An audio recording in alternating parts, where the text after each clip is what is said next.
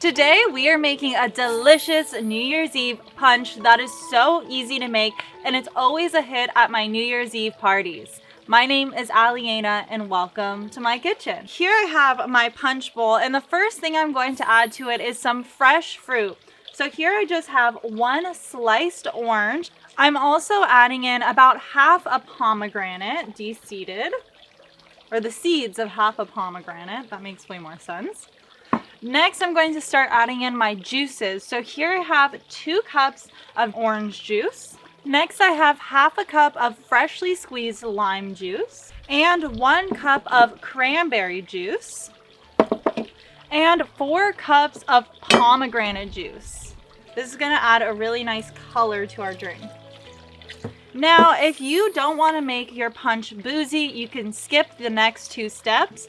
But if you do want to make it a little boozy, I have 1 cup of triple sec that is going to go in. And I actually already measured this out. This is exactly a cup. There we go. You can always add or subtract alcohol to this recipe. Make it your own. I like using vodka just because it has a very neutral flavor. And I really want to taste all the juice in my drink. So here we have our 1.5 cups of vodka going in. Go. Next, I have some ginger beers, and if you have a larger ginger beer, you can just use 2, but these are only about a 3/4 cup each, so I am going to add 4 of them in.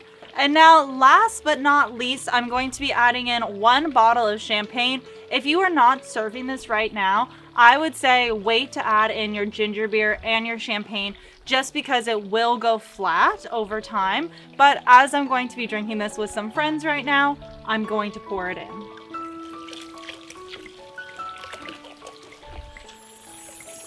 And now I'm just going to give this a stir.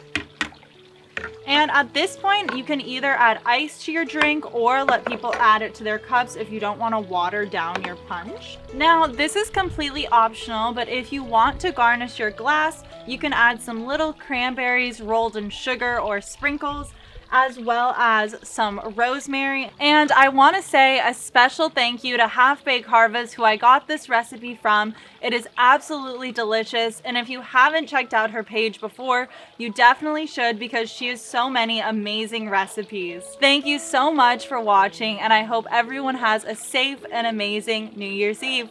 Happy 2024.